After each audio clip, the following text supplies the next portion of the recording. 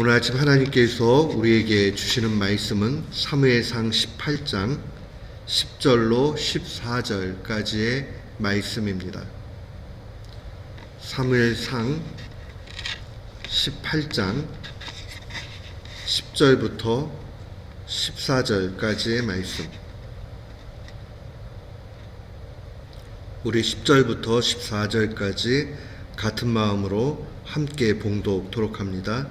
그 이튿날 하나님께서 부르시는 악령이 사울에게 힘있게 내림에 그가 집 안에서 정신없이 떠들어대므로 다윗이 평일과 같이 손으로 수금을 타는데 그때에 사울의 손에 창이 있는지라 그가 스스로 이르기를 내가 다윗의 벽에 박으리라 하고 사울이 그 창을 던졌으나 다윗이 그의 앞에서 2번 펴였더라. 여호와께서 사울을 떠나 다윗과 함께 계심으로 사울이 그를 두려워한지라. 그러므로 사울이 그를 자기 곁에서 떠나게 하고 그를 천부장으로 삼매 그가 백성 앞에 출입하며 다윗이 그의 모든 일을 지혜롭게 행하니라. 여호와께서 그와 함께 계시니라. 아멘. 사무엘상 18장으로 오게 되면 이제 하나님께서 다윗을 높이시고 이미 하나님 중심에 폐위되었던 사울의 그러한 괴괴한 모습들이 기록되어져 있습니다. 우리가 하나님과 동행하는 것, 하나님과 함께하는 것, 이게 얼마나 큰 복인가 하는 것을 이 다윗과 사무엘 스토리를 통해서 잘 알게 됩니다. 이전부터 하나님은 누구에게나 함께 하시죠. 그러나 범죄하고 교만하고 또 하나님을 업신여기는 그런 일을 일삼게 되면 경고하세요. 그러나 그 경고마저도 무시하고 자기 뜻대로 가게 되면 그 다음에는 하나님께서 그냥 내버려 두시죠. 그냥 내버려 두시면 어떤 문제가 생기는가? 오늘 본문의 10절 말씀에 보니까 그 이튿날 하나님께서 부리시는 악령이 사울에게 힘있게 내리게 되었다. 힘있게 내린다. 악령이.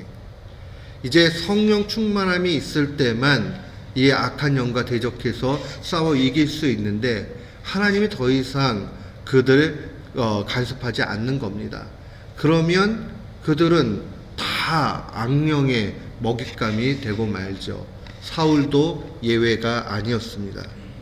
이미 주의 말씀 증거하며 말씀드렸지만 하나님께서 부리시는 악령이라는 이 표현이 마치 하나님께서 악령을 막 일으켜가지고 누군가의 속에 집어넣은 것 같이 이해가 될 수도 있습니다. 그러나 이 뜻은 그런 의미가 아닙니다. 하나님께서 더 이상 사울의 인생에 개입하고 계시지 않는 것을 표현하는 겁니다. 그렇게 되면 악한 영은 이제 먹잇감을 물었다 생각하고 자기 마음대로 그렇게 행하게 됩니다. 그러면 우리는 또 이런 질문을 하게 됩니다. 하나님이 좀 막아주지. 아니, 그 좀 사랑의 하나님이 그러면 안 될까? 하나님께서 막아주고 그 상황들을 돌봐주시면 주실수록 인간은 더욱 교만해지고 하나님을 대적하게 됩니다. 우리는 이 사실을 놓치지 말아야 됩니다. 반면에 이 사무엘상 18장에 나와 있는 다른 캐릭터들을 바라보면 그들이 영적인 분별을 가지고 있을 때 어떠한 일을 하는가 하는 것을 볼 수 있습니다. 앞선 3절 말씀을 한번 보십시오.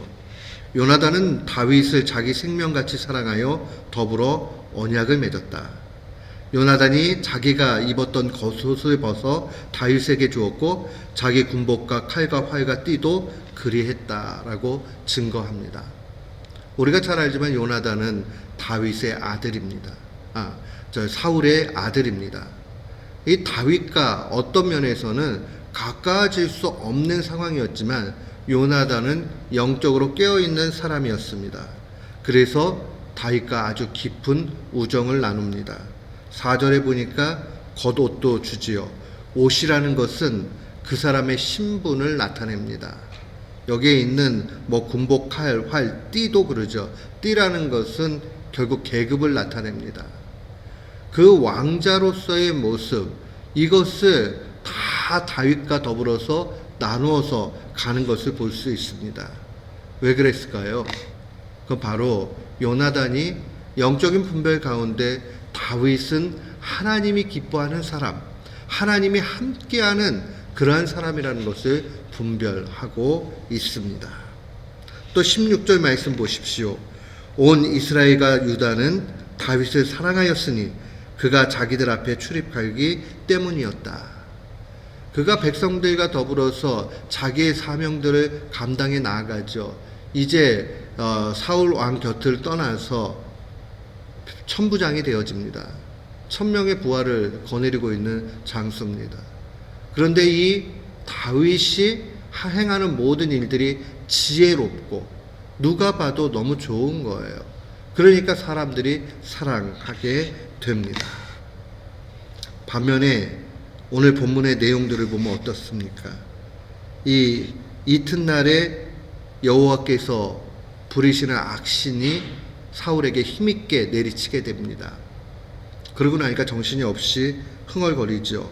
그러다가 자신을 위해서 수금을 타고 있는 그 다윗을 향해서 보이는 대로 던졌는데 그게 바로 창입니다. 이 창을 던지는 이 모습을 바라보면서 무엇을 우리는 연상할 수 있습니까? 그가 영적으로도 무너진 것뿐만 아니라 실제 마음의 상태도 깊이 병들어져 있습니다. 시기심입니다. 앞서 내용들을 보게 되면 8절에 사울이 그 말에 불쾌했다. 여인들이 뛰놀면서 노래를 하거든요. 사울이 죽인 자는 천천히고 다윗은 만만이다.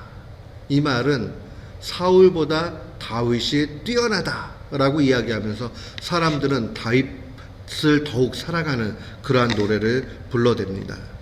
그러한 열등감과 그러한 비교에서 나오는 시기심, 이것으로 인해서 사울 왕은 자신이 주체할 수 없는 상황 속에서 다윗을 2번이나 이 창으로 죽이려고 하는 일들이 나타나게 됩니다.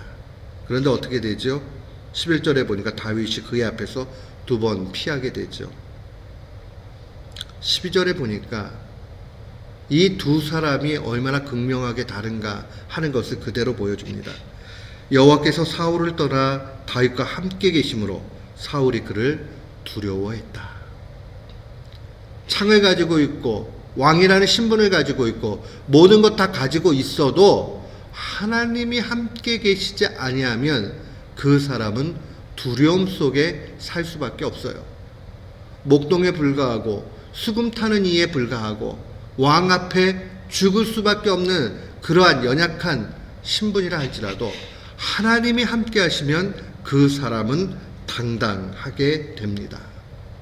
사랑하는 성도 여러분, 오늘 본문의 말씀은 우리에게 강하게 도전합니다. 정말 어떠한 사람이 하나님 앞에 바른 신앙의 모습인가? 한마디로 이야기하면 하나님 앞에 인정받고 하나님과 동행하는 사람입니다. 오늘 이 본문 말씀 18장 전체 내용 속에서 계속적으로 나타나는 것은 하나님께서 다윗과 함께한다. 다윗이 행하는 모든 것들이 참 지혜롭다라고 그렇게 증거합니다. 30절 말씀을 보세요. 블레셋 사람들의 방백들이 싸우러 나오면 그들이 나올 때마다 다윗이 사울의 모든 신하보다 더 지혜롭게 행하며 이에 그의 이름이 심히 귀하게 되었다. 하나님이 함께 하시니까 그가 아주 지혜로운 행동을 합니다. 그리고 나니까 많은 사람들이 기뻐합니다. 반면에 사울은 어떠합니까? 29절입니다. 사울이 다윗을 더욱 두려워하여 평생에 다윗의 대적이 됩니다. 사랑하는 성도 여러분, 우리가 이 말씀을 통해서 마음에 간직하고 깨달아야 되는 것이 있습니다. 신자는 하나님과 멀리 떨어지면 그걸로 끝나지 않아요. 악한 그러한 사탄이 우리의 마음을 휘잡습니다. 그리고 나면 시기심과 열등감 같은 것으로 넘어뜨려요. 그리고 세상을 향해서 두려움 속에 살게 만듭니다. 그러나 하나님을 경외하는 사람, 그 사람은 지혜로 행하고 결국은 하나님 앞에 인정을 받습니다. 물론 초창기 다윗의 이 모습은 많은 사람들에게 사랑을 받지만 때로는 하나님의 말씀대로 살아도 사람으로 인해서 오히려 대적을 당할 때도 있습니다. 그러니까 그것은 뭐 그렇게 중요하지 않아요. 하지만은 하나님이 함께하는 사람 세상을 향해서 두려움 갖지 않게 됩니다. 사랑하는 성도 여러분, 우리는 지혜의 근원이 되신 주님을 잘 가까이 섬김으로 지혜로운 사람이 돼야 되겠습니다. 동시에 거친 세상을 향해서 믿음 가운데 행함으로 우리는 두려움을 갖는 것이 아니라 오히려 세상을 두렵게 하며 살아갈 수 있는 영적인 사람 되어야 하겠습니다. 오늘 이 말씀을 마음에 간직하고 하나님을 가까이 하는 하나님의 귀한 종들 되시기를 주의 이름으로 축원합니다. 아멘.